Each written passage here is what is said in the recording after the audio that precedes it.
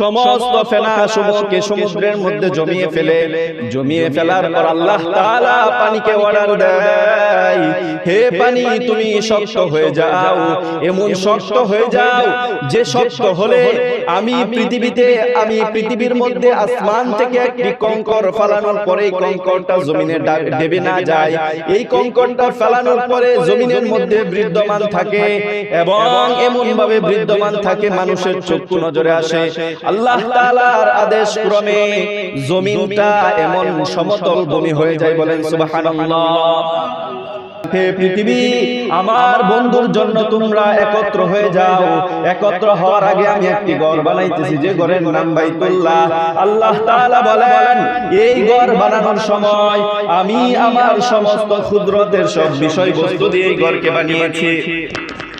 আর এই ঘর বানানোর সময় আমি আল্লাহ দুনিয়ার সমস্ত মানুষকে এই শিক্ষা দিয়ে দিয়েছি যে তোমরা যে দুনিয়ার মধ্যে যাইবা, তোমাদের যদি ধন সম্পদ মাল থেকে থাকে, এই ঘরের মধ্যে তোমরা তাওয়াফ করবা। এই ঘরকে ঘিরে আমি আল্লাহ তাআলার কাছে হাজরে আসওয়াদ পাথরের কাছে গিয়ে মাপ চাইবা। এই ঘরকে ঘিরে আমি আল্লাহ তাআলার জন্য সমস্ত কিছু সদকা করবা। এই ঘরকে ঘিরে আমি আল্লাহ তাআলা তুমি বান্দার সমস্ত গুনাহ খাতাগুলিকে maaf করে দিব, বলেন সুবহানাল্লাহ। হে বান্দা, আল্লাহ তাআলা বলেন, হে বান্দা তোমাকে আমি কিভাবে maaf করব, কেমন maaf করব তোমার কি শুনতে মন চাই না? তখন বান্দা বলবেন, অবশ্যই মাবুদ আপনি কেমন আমাকে maaf করবেন, অবশ্যই আপনার কথা শুনতে চাই। আল্লাহ তাআলা পবিত্র কুরআন মাজিদে বলেন, ক্বালু ইয়াসরিক, তোমাদের কেমন ভাবে maaf করব, দুনিয়ায় যেমন ভাবে একটা বাচ্চা জন্মগ্রহণ করে তার মার পেট থেকে, যেমন ভাবে একটা শিশু জন্মগ্রহণ করে, যেমন ভাবে একটা শিশু ভূমিষ্ঠ হয় তার মার পেট থেকে, যেমন ভাবে মাটিতে পড়ার পর তার শরীরটার মধ্যে কোনো একটা গুনাহের অংশ থাকে না, যেমন ভাবে তার শরীরটা পুরা শরীর নিষ্পাপ হয়ে থাকে, আমিও তোমাদের ওয়াদা করতেছি, ফাকাদ সারাকা কুল্লাহু, আমিও তোমাদেরকে ওয়াদা করতেছি তোমাদেরকে এমন একটা নিষ্পাপ বানিয়ে পাঠাইব দুনিয়ার মধ্যে, যে নিষ্পাপ একবারে মাতৃগর্ভ থেকে দুনিয়ার আসার সময় যেমন নিষ্পাপ থাকে তোমাদেরকে এমন নিষ্পাপ বানিয়ে দিব, বলেন সুবহানাল্লাহ। প্রিয় উপস্থিতি, তাহলে আমরা এই আয়াতে কারিমা দ্বারা বুঝতে পারলাম আল্লাহ তাআলা সর্বপ্রথম আপনার আমার জন্য যে দুনিয়ার জমিন বানাইলো, এই জমিন বানানোর আগ মুহূর্তে আপনার আমার জন্য বানাইলো বাইতুল্লাহ, কাবা শরীফ। এই কাবা শরীফকে বানাইয়া পৃথিবীর দিগন্তে যেমন চতুর্পাশে দক্ষিণ পূর্ব দক্ষিণ উত্তর পশ্চিম এইগুলা প্রতিটা চারটা দিক, নিচ উপর চারটা দিককে আল্লাহ তাআলা প্রশস্ত করে দেন এবং এই কাবা শরীফ এমন একটা পয়েন্টের মধ্যে রাখেন, মধ্যবর্তী পয়েন্ট আল্লাহ তাআলা সিস্টেম করে বানাইছেন যে পৃথিবীর সমস্ত মুসলমানেরা যেদিকে ফিরবে, যেদিকে ঘুরবে, এই দিকে ফিরে নামাজ পড়বে, এই দিকে ঘুরে নামাজ পড়বে, আর এই নামাজকে আমি রব্বে কারীম কবুল করে নিব।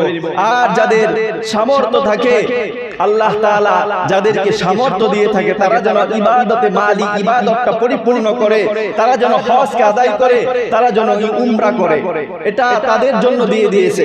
অথবা আল্লাহ তাআলা বলেন, এই সমস্ত বানানোর পর আমি নবী করিম সাল্লাল্লাহু আলাইহি ওয়াসাল্লামকে আগে বানাইলাম, বানায়া এই সমস্ত কিছু বানাইলাম এবং নবী করিম সাল্লাল্লাহু আলাইহি ওয়াসাল্লামকে আমি বলে দিয়েছি, হে রাসূল, হে পয়গম্বর, আপনাকে আমি বানাইলাম, আপনাকে বানানোর পর আপনাকে যে উম্মত দিব, এই উম্মতের মাঝে সমস্ত নবীর উম্মতের থেকে এই উম্মতের মাঝে এত ভালোবাসা দিব, এত পরিমাণ মুহাব্বত দিব, আপনাকে এত ভালোবাসবে, এত মুহাব্বত করবে, কোন উম্মতেই তার নবীকে, রাসূলকে, পয়গম্বরকে এত ভালোবাসে নাই, বলেন সুবহানাল্লাহ।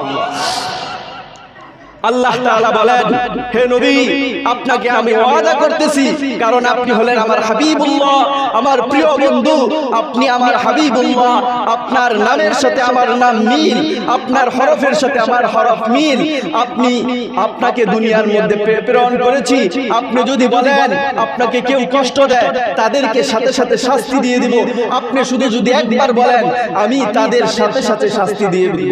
কিন্তু আমার আপনার নবী কোন সময় এই কথা কথা বলেন নাই যে আল্লাহ আমাকে তায়েববাসীরা শাস্তি দিয়েছে, আমাকে উহুদের জমিনে মানুষ শাস্তি দিয়েছে, আমাকে এমন ভাবে বেয়াদবি করেছে, আপনি তাদেরকে ধ্বংস করে দেন। আপনার আমার নবী একবারও বলে নাই। আল্লাহু আকবার, আল্লাহ। নবী করিম সাল্লাল্লাহু আলাইহি ওয়াসাল্লামের একটি ঘটনা মনে পড়ে গেল। সূরাতুল নাহব যখন নাযিল হয়, আল্লাহ তাআলা পবিত্র কালামুল্লাহর মধ্যে বলেন, তাব্বাত ইয়াদা আবি লাহাবিন ওয়া তাব মা আগনা আনহু মালুহু ওয়া মা কাসাব। পবিত্র কালামুল্লাহর মধ্যে আল্লাহ তাআলা ডাক দিয়ে বলেন, তাব্বাত ইয়াদা আবি লাহাবিন ওয়া তাব, হে আবু লাহাব, তোমার দুই হাত ধ্বংস হয়ে যাক। আল্লাহ তাআলা কেন এই কথা রাগান্বিত হয়ে বলেন?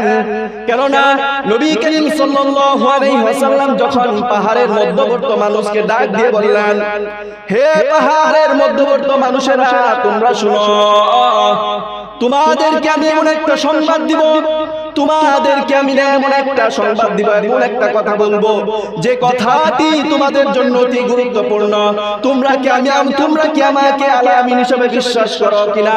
সমস্ত কাফেররা সমস্ত মুসলমানের ডাক দিয়ে বলেন, আমরা কাফেররা বলেন, আমরা ইসলাম আনছি কি আনি না এটা আমরা বিশ্বাস করি না, আপনার ধর্ম সত্য কি এটা আমরা বিশ্বাস করি না, তবে আপনি যে মক্কার জমিনে আলামিন, আপনি যে মক্কার জমিনে বিশ্বাসী মানুষ, এটা আমরা বিশ্বাস করি। বলেন সুবহানাল্লাহ।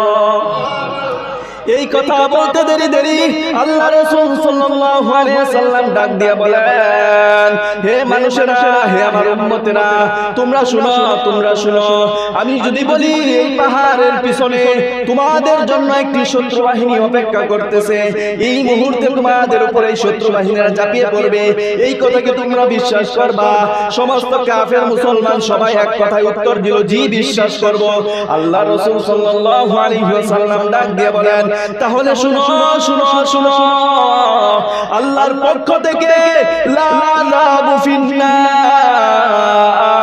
এমন একটি আযাব তোমাদের জন্য দুনিয়ার জমিনে আসতেছে, যে আযাব তোমাদেরকে ধ্বংস করে দিবে, যে আযাব তোমাদেরকে শেষ করে দিবে, যে আযাব তোমাদের দুনিয়ার জমিনে ধ্বংস করতে করতে জাহান্নামেও ধ্বংস করবে।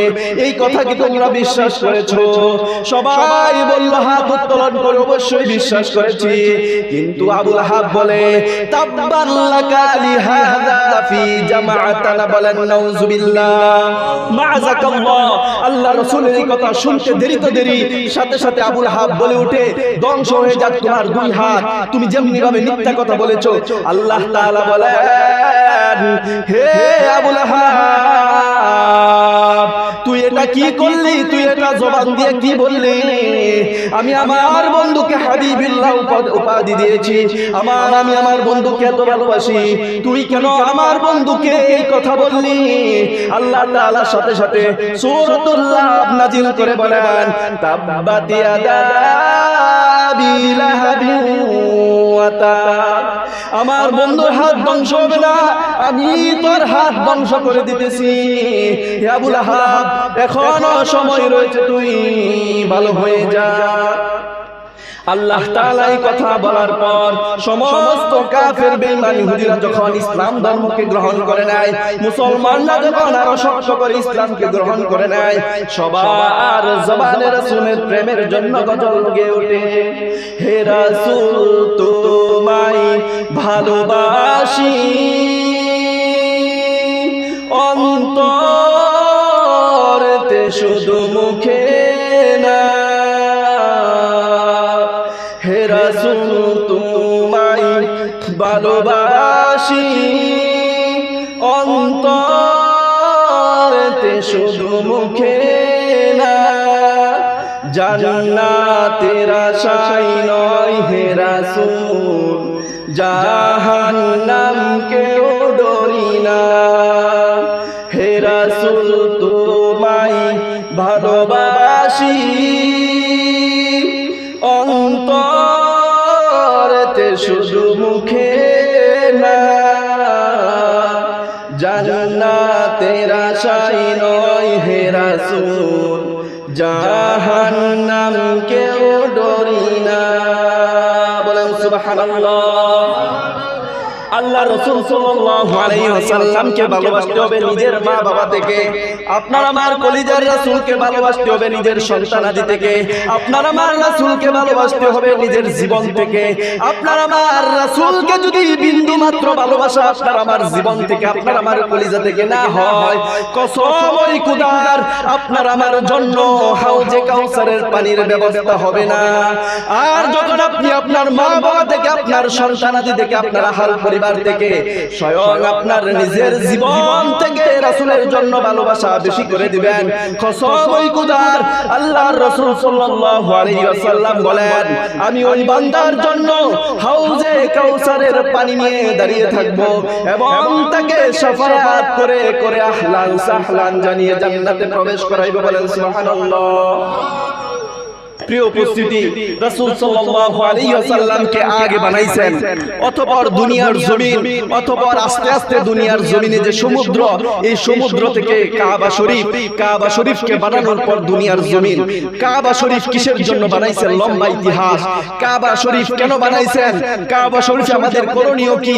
কাবা শরীফ দ্বারা আমরা উপকৃত হব কিভাবে? কাবা শরীফ কাদেরকে আল্লাহ তাআলা হজ করার জন্য ফরজ করেছেন? লম্বা ইতিহাস, সময় খুবই সংক্ষিপ্ত।